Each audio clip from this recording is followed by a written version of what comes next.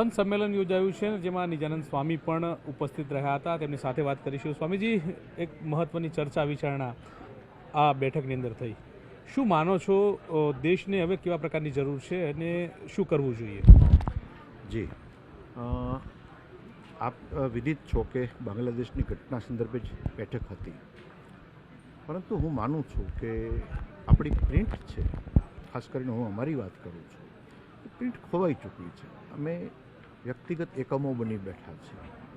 આ વાસ્તવિકતાનો હું સ્વીકાર કરું છું અને બધા જો વહેલી તકે સ્વીકાર કરશો તો સારી વાત ગણાશે. સિંધમાં હિન્દુ ઓગળી ગયો, 47 પછીના બહુ કંઈ વર્ષ થયા નથી, બિલકુલ ઓગળી ગયો.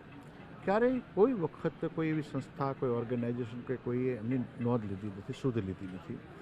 એ જ સ્થિતિ બાંગ્લાદેશમાં હવે થઈ છે કે વિદ્યાર્થી આંદોલન થયું ને એમાંથી ઇસ્લામિક કટ્ટરપંથીઓએ ત્યાં જે નગ્ન નાચ કર્યો છે ને હિંસા કરી છે, એના પછી એ મૂળ અમે આ એક વન ટાઈપ ઓફ આપણે જે હોય છે કે જેમ કે કોઈનું જાણે કે આપણે ઉઠામણું હોય કે બેસણું હોય, એ રીતે અમે ભેગા થઈને વાતો કરીએ છીએ, કરી રહ્યા છીએ, પણ અમારી પાસે કોઈ પ્રિન્ટના અભાવના કારણે કોઈ એક્શન નથી લેવાતા. હું એનું એક્ઝામ્પલ આપી શકું એમ છું કે પોલિટિકલ ગણો કે ધાર્મિક ગણો, પણ યહૂદીઓ એક છેડે ભૂમધ્ય સમુદ્રમાં છે, એક બાજુ અમે હિન્દુઓ છીએ અહીં હિન્દ મહાસાગરમાં છીએ.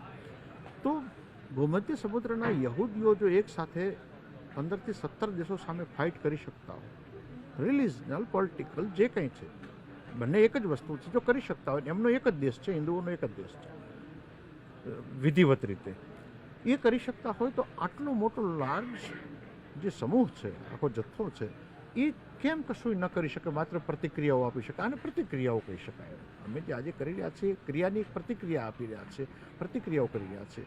હું ચોક્કસ યાદ કરીશ કે એક ઘટના એવી ગુજરાતમાં બન્યા પછી ખૂબ સમય સુધી કોઈ ઘટનાઓ નથી બની.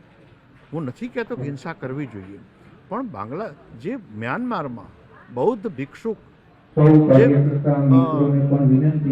વિરાઠું કરી રહ્યા છે, એ વિરાઠું અમારામાંથી જ્યાં સુધી એક ઉત્પન્ન નહીં થાય ત્યાં સુધી અમે માત્ર ને માત્ર પોલિટિકલ સુરક્ષાઓના કારણે અમે કશું કંઈ એવડું મોટું કરી શકવાના નથી, હિન્દુને બચાવી શકવાના નથી. એ નિશ્ચિત વાત છે. ત્રિપુરાની સ્થિતિ આજે એક થઈ છે. ત્રિપુરામાં આજે બાંગ્લાદેશીઓની ઘૂસણખોરી છે.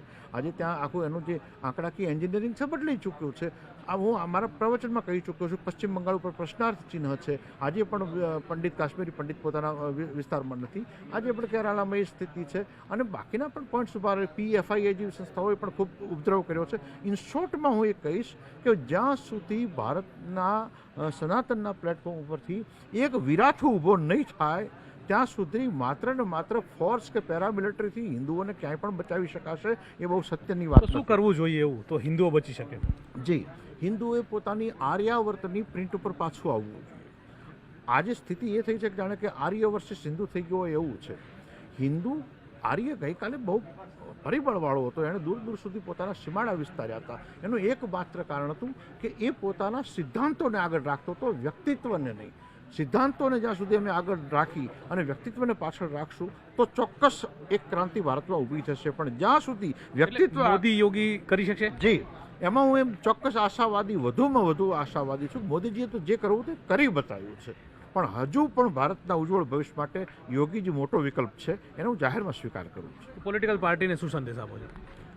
હું પોલિટિકલ દરેક પાર્ટીઓને કહું છું કે લોકશાહીમાં જે બધાને રાઇટ્સ મળ્યા છે એનો અર્થ એક નથી થતો કે વિશ્વની એક માત્ર કોમ્યુનિટીઝને તમે આ રીતે તમે કોઈ ભૂલવી શકો કે તમે એને નિગ્લેક્ટ કરી શકો કે તમે એને પોલિટિક્સનો હિસ્સો બનાવી શકો.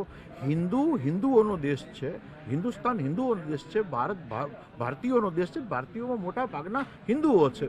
હિન્દુઓને વિસારી અને તમે કોઈ સિદ્ધાંતો કે કોઈને તમે નવી વાતને સ્થાપિત નહીં કરી શકો. હિન્દુઓને ભૂલી અને તમે તમારા અસ્તિત્વને બચાવી નહીં શકો પોલિટિકલ ક્ષેત્રે પણ. આ હું સ્પષ્ટ મેસેજ આપવા માગું છું. ચોક્કસથી તો હિન્દુ વગર હિન્દુ જે છે તે નહીં રહી શકે તે પ્રકારની વાત જે છે તે સ્વામીજી કરી રહ્યા છે. અને હવે તમામ લોકોને પણ જાગવું પડશે કે જેથી કરીને આ પ્રકારની ઘટના ભારતમાં પણ ન ઘટે. કેમેરા પર્સન હરીશ શર્મા સાથે ગૌતમ શ્રીમાળી, ન્યૂઝ 18 ગુજરાતી,